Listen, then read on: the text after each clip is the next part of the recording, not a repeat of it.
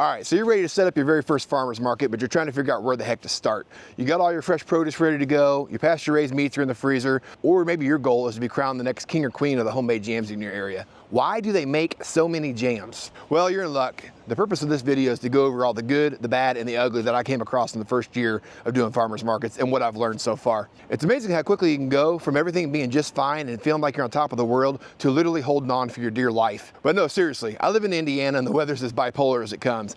One minute we'll be taking in beautiful scenery like I have behind me here, and the next I'm literally holding on to my canopy for dear life, praying I don't become the next Mary Poppins. All right, let's get this party started. So picking the right market's gonna be key here. First thing you wanna do is do your research to see if you've got any markets that are nearby that are local to you. It's gonna make it super easy because you're right down the road more than likely, and you're not gonna have a lot of travel time. But depending on where you live and what you've got available to you, you may not always have that option. So you may have to look a little further out and see what you can find that's gonna have the foot traffic you need to be able to equate to the sales that you're looking for. Now I chose this farmer's market here where I'm at right now. The foot traffic here during the season is actually really good. We've got soccer and baseball fields right down the road that we'll get traffic from before and after games, as well as a playground right here as well that people bring their kids to. That also equates to a little bit of chaos from time to time, and the occasional customer wanting to barter something like their kid's snack pouch. No, Tina, I done told you already I don't want your kiwi strawberry snack pouch. Bring better snacks next time and then we'll talk. Ideally, what you're gonna wanna do here is try to attend to some of these markets while they're still in session and see which ones might fit you best. You're gonna take a look at the vendors and see what they've got available already. Make sure there's a need for the product that you're wanting to sell.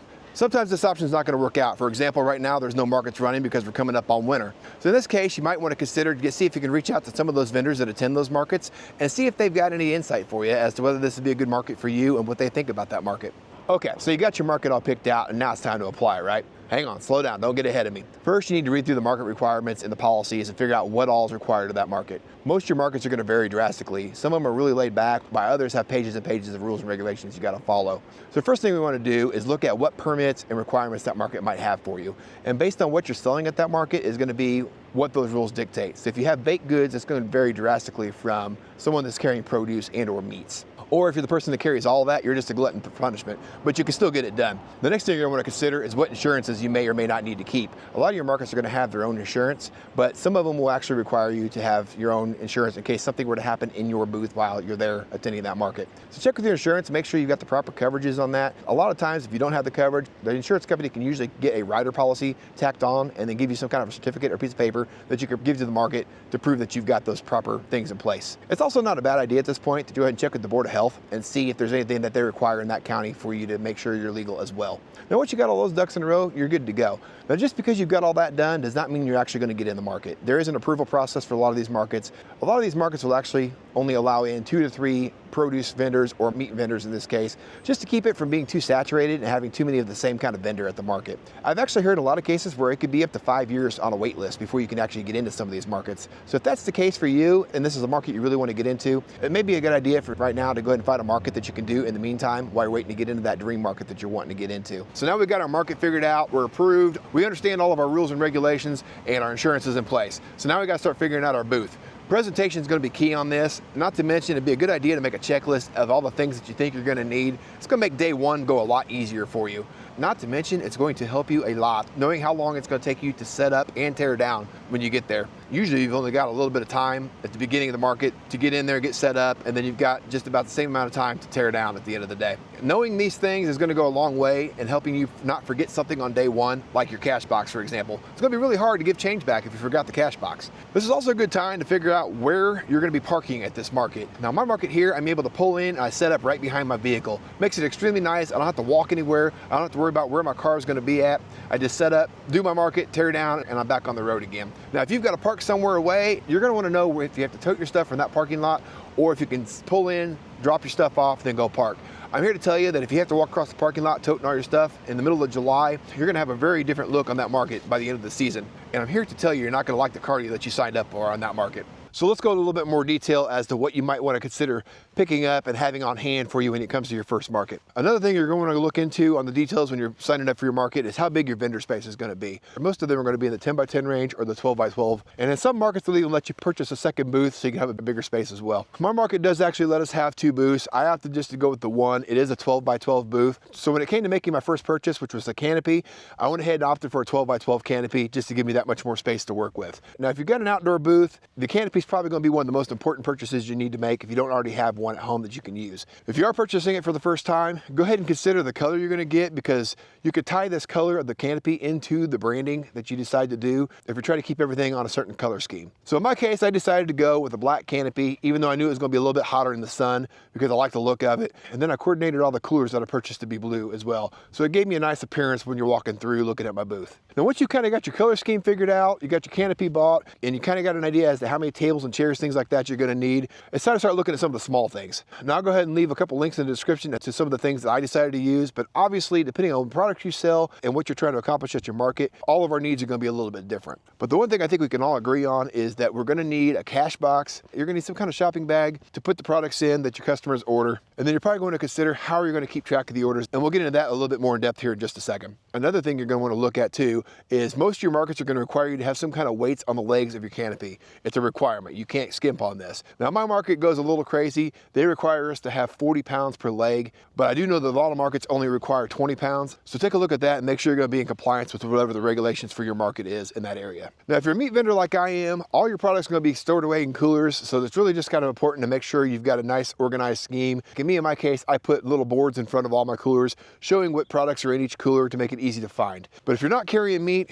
and you're carrying produce or baked goods or some kind of crafting item, the next thing you're probably going to consider is, do you need to build your tables up to get things seen? Because if you're walking through a market and everything's laying flat on the table and you can't really tell what's on the tables as you're walking by, are you really going to stop and take a look to see what they've got, or are you just going to keep walking? We really want to put a lot of thought into how our displays are going to look and how to grab people's eyes as they're walking by. Another investment you're going to probably want to look into is maybe having like a vinyl sign made with your business name and what it is you actually carry. That way, as people are walking by, in theory, the banner should do a pretty good job of catching people's eyes. This is also a great opportunity to kind of take that banner and tie it into the color scheme that you've decided on your booth, if there is one that you decided to go with. Now, obviously, I understand all this stuff costs money up front, and if your budget's a little on the tight side, the important thing is to just get moving, get the sales made, and then you can upgrade things along the way. So when you're looking into all these things that I'm talking about here, it's important to kind of prioritize what you feel is most important and find out which things it is that your market requires, and go ahead and get those things picked up first. You can always keep upgrading as you go. The important thing, in my opinion, is to make sure that your booth doesn't look like it's a garage sale or a flea market. You want it to be organized and well put together, and we want our customers to feel the same way about our presentation as well. Now, going back to the coolers a little bit, if you do have products you need to keep frozen and you're using coolers like I am, I originally just started off with buying bags of ice from the gas station and filling my coolers while I was on the way. I quickly realized after a couple weeks of doing this that not only is that an extra expense I didn't want to keep tacking on to every single market, but I literally had no ice left at the end of each market. I was left drying off packages of frozen meat before I could put them back in the freezer again. This led me to make my next investment in my markets and go ahead and purchase a really nice set of ice packs that I could put in those coolers to help keep things frozen while I was there. I'm extremely impressed with the Cooler Shock ice packs that I picked up. I'll leave a link to those in the description as well. I feel like they've done a really good job for me. Once I started getting into the months of July and August and temperatures started getting really warm, I started having more problems keeping coolers cold for the duration of the market. And my market starts early in the morning and would run till around lunchtime. So you can imagine in the heat of the day, if your market runs longer, how much harder that would be as well, depending on the climate and where in the state you live in at the same time. So a couple months in, I decided to make my next investment, and I ended up buying one of those portable freezers that you can run on a wall outlet and or a 12-volt outlet in your vehicle. And I'm here to tell you those things are an absolute game changer. What this allowed me to do is not only bring a little bit more products with me, but I was able to swap products out of the freezer if I felt like those products were starting to get to the point where they might thaw out. Plus it gave me the ability to bring extra ice packs, and I could swap the ice packs out in those coolers at the same time, especially on those days where it's hitting 90 really early in the morning. And then a couple months later, I was given the opportunity to pick up another freezer and add that to my fleet as well. I'm here to tell you that if you can swing it and the freezers are an option for you, those are absolutely the way to go. And with that being said, that's a good segue into our video sponsor for the day. So let's take a second to talk about this ICECO freezer. First off, I want to give a huge thanks to ICECO for them supplying this freezer to me to try out and test, and for making this video possible today. Now listen, I can already hear what you're thinking. Isn't this freezer a little bit on the fancy side for a farmer's market? Isn't it just a little bit over the top? But what I'm here to tell you is that this bad boy has saved my bacon a few times now. Literally. The ICECO VL90 Pro is a dual zone freezer, allowing me to keep contents on one side frozen while at the same time keeping contents in the other compartment chilled. Perfect combination when you're wanting to keep meat frozen on one side and maybe eggs chilled on the other. This freezer has also got a really cool feature built into it. You're able to actually open the doors from either side of the freezer,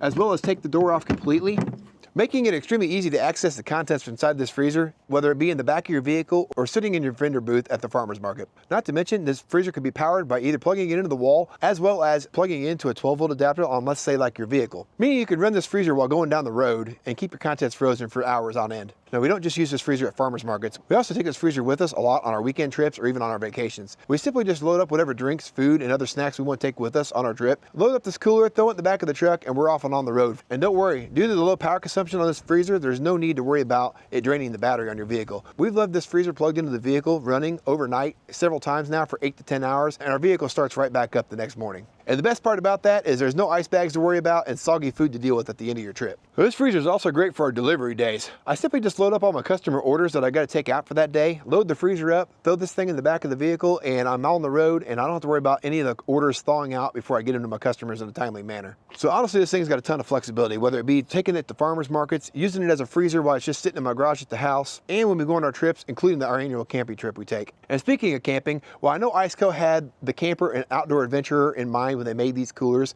I don't see any reason why a farmer like myself can't take advantage of a great idea. Because whether you're in the woods or at your farmer's market, it's nice knowing that the contents that are inside your freezer aren't melting in the hot summer sun. So I saved the best part for last. ICECO is nice enough to supply me with a coupon code at checkout for anybody that's interested in buying this cooler or any other cooler they've got on their website. Simply head over to the website, take a look and see what they've got, and see if they've got one that fits your needs, and then enter the code STRAWL12 at checkout, and that'll save you 12% off your purchase today.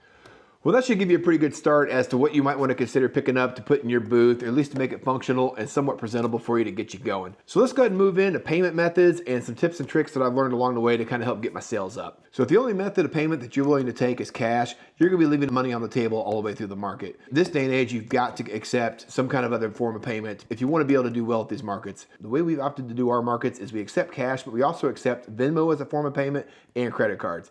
When it comes to credit card readers, there's a ton of different brands on the market you can go with these days. Our credit card reader is through Stripe, but it is also partnered through our Barn to Door platform that we use for hosting our website. This gives us a point of sale system as well that we're able to use on our iPad, which makes it extremely easy to keep track of the things we sell as well as our sales data from market to market. This is important because not only do we have to be able to track this stuff come tax time to know what our sales have been for the year, but it also gives me a good opportunity to be able to go through those sales and see what it is I sold from market to market and kind of help tailor what inventory and what items I want to bring to the market from week to week so that I don't run out of certain things. Now, another cool thing about this point of sale system that I've got that's tied to my website, as I mentioned, I can set it up on my iPad. So this is essentially what I'm left with here. I can go through and just basically tap and add to cart whatever it is that they're wanting to purchase, and it keeps track of all my inventory on the website and this all together real time. And then at the end of that transaction, I can either accept cash, check, Venmo, you name it. But then I've also got my card reader here. Now, as I mentioned, this is through Stripe, and this is just what they're partnered with. But it's really nice because I'm able to slide the card, you insert it for the little chip, as well as it's got tap to pay. So I can actually accept anybody that's using Apple Pay, things of that nature as well. Now, another thing that this point of sale system does as well is it sends you a reminder as you're going through the transaction and asks you if you want to add an email address for future use. This is something I strongly recommend. I wish I had been better at it when I first got started with the market. In fact, when I first got started, what I ended up doing was I just basically had a clipboard and I had like a sign up sheet. If you wanted to be on my email list, you could just sign up like this. And it's got a little QR code, which so people that are somewhat tech savvy, they could go here and they could actually enter it in from their phone. Now, what I figured out over time is that this thing's just sitting flat on the counter. People aren't going to see this. It's not grabbing their eye unless I actively went out and told them, hey, would you mind signing up for the email list to be able to see sales or anything I got going on from month to month? They didn't do it. Then the next problem I encountered was the fact that a lot of people don't have good handwriting. So when they go in here and go to writing something down, a lot of times it felt like I was trying to interpret some kind of hieroglyphics and figure out what the heck they were even trying to write on the paper. And most of the time I got it right, but then there was always that 5 to 10 or so throughout the market, I think, that I just couldn't get it figured out, and I ended up losing those email addresses. If you're sitting there wondering why I'm harping on email, why that's so important, is eventually this market's going to be done for the year. So when you come into the winter months, how are you going to keep getting sales and stay relevant and stay in front of these people that you've met all through the summer so they don't forget about you? Email's the way you're going to do that. I send out one monthly newsletter. I basically just get back in front of my customers saying, hey, this is what I got going on. These are the sales I've got, any inventory updates, anything that's pertinent to them and hopefully making a sale. And I found that usually during those times, I end up getting a few sales off of each email at least. So that's always a plus. I wish I had done a better job of getting these emails during the beginning of the market. By the end of the market, I had gotten pretty good to where I was actually collecting several every single market, which I felt was a pretty good deal. You want to make these things as convenient as possible for customers. So eventually what I ended up doing was I upgraded my process one more step further, and I went to Something like this. It's basically just a picture frame with the QR code. It's a lot more appealing to the eye. It grabbed your attention, and people could still grab this QR code. But even then, I still had those people that didn't want to use their phone or didn't know how to use a QR code. So I took it one step further past that even, which I don't have that one right here in front of me right now, but what I ended up doing was taking the same sign with the QR code on it, and I had a click here. And if you've never seen these little coins like this here, this is what they call an NFC card. And basically this operates the same way as tap to pay on your phone. And basically what you've got is you can program these things to whatever you want them to do. I mean, I'm talking anything from actions inside your house, like shortcuts, to going to a specific web page. You name it, you can even send contact information through these things. But you program these from a free app on your phone. And then essentially when you get this up to your phone and you tap it, like so, it brings up that prompt. That takes me straight to my email sign up for my MailChimp account. One more way to make this thing a little bit clearer and easier to understand for customers, making it more convenient for them. And then it also, in theory, allows them to type their email and information in, which in theory, hopefully will eliminate the issues I had with typos or not being able to read handwriting that wasn't legible. And then as far as convenience goes, one step further you can even go from there is if you do have a website like I've got, which I know right when you're first getting started, that might be a pretty hefty expense, but I'm actually able to take pre-orders as well. So it's pretty nice to be able to go throughout the market and be able to say, hey, if you guys want to place your orders before the market on Saturday, by Friday, by like 7 o'clock is what I've got mine set up to. I can pull the orders, have them bagged for you. They're paid for, ready to pick up. And I just bring in the market with me. And then that helps me kind of keep track of my inventory counts as well and knowing what I need to bring and which customers have already ordered. Tons of different tips here to help make it more convenient for your customers and keep your markets going more seamlessly. Another good way to get sales up while you're at your markets is to make sure you're not just sitting there in the chair the whole time until someone comes up and approaches you. I've found that just by striking up a simple conversation or even just simply saying good morning or hey, how you doing, goes a long way in someone coming over and having a conversation, and then in turn will lead to a sale at the end. I'm a firm believer that this could easily equate to a couple $1,000s in sales over the course of the market throughout the whole season. Not to mention just being nice and striking up conversations. Chances are one of those people is going to be a vendor that's down the way from you. I found that those vendors like to come down and offer you free coffee and food from time to time. And let me tell you, anytime I get offered a free cinnamon roll, that's a good day. All right, so when we're at these markets, we're not only there to sell our products, we're there to build relationships with our customers. So these customers not only come looking to shop, they're also wanting to support local businesses in the area as well. With that being said, this is where we sell ourselves or why we might be different than like your big box stores. So in my case, we pride ourselves on being a regenerative farm. All of our animals are pasture raised. We feed high quality, non-GMO and hormone-free foods. And we believe that our meat is superior to what you can buy in the grocery store, which I'm sure might be the same case for you as well. This is a perfect opportunity to educate our customers as to why our products might be a little bit more expensive than what they can get in the grocery stores. So don't be afraid to charge the prices that you need for your product to be profitable, and then educate your customers as you go so that they understand why you're charging the prices you charge. Quality doesn't come cheap, and most of our customers understand the effort we put in. Well, most of them anyways. Excuse me, sir, do you have any of those Impossible burgers? No, Karen, I told you we don't sell that fake meat stuff. Keep it up, and I'm gonna beat you with a pork chop. But no, seriously, all jokes aside, keeping your cool in these situations when you get these off-the-wall questions is important. Try to do your best to smile, stay professional, and always focus on creating a good reputation while you're at these markets. Killing them with kindness has always been my motto. Plus, when they go back and tell their friends about the farm they met while they're at the market, you want them singing your praises and not running your name through the mud. So what all have I learned over the last year? Farmers markets aren't just about selling your products. It's about selling yourself, your product, your brand, your story. You got to sell you. You're going to work to build relationships with this market as you go. In all honesty, it's a lot of hard work, but it's extremely rewarding as well. It's going to take time to build up that customer base, but we got to start somewhere. Sure, you're going to have those days where it seems like you sell out of everything and you've just got really good days. And then you're going to have days, especially when the weather's not so great, and you're going to come home with almost everything you brought with you. You'll get better at figuring out your inventory and what you need to bring. But then there's also going to be those days where you're left Googling recipes to make with those unsold cuts of pork that you brought with you, or you're going to be eating zucchini bread for the 15th time that month. So really, you just got to learn to take the good with the bad. But every market you go to is a chance to learn and grow as you go. Just remember, you're not going to get it on the first try, but in time, you'll learn and you'll continue to get better with every market that you do. So just learn to enjoy the process and get out there and sell something. But that's all I really got for you on this one. And if this information was helpful for you, I would love it if you hit the like button, so maybe even subscribe to the channel, or maybe even drop a comment. I'd love to hear tips that maybe I didn't mention, questions that you had maybe throughout the video, or that I didn't answer, or if nothing else, tell me about the weirdest customer you guys have ever had. Other than that, that's all I've got for you on this one. I appreciate you guys taking the time, and we'll catch you guys on the next one. We'll see ya.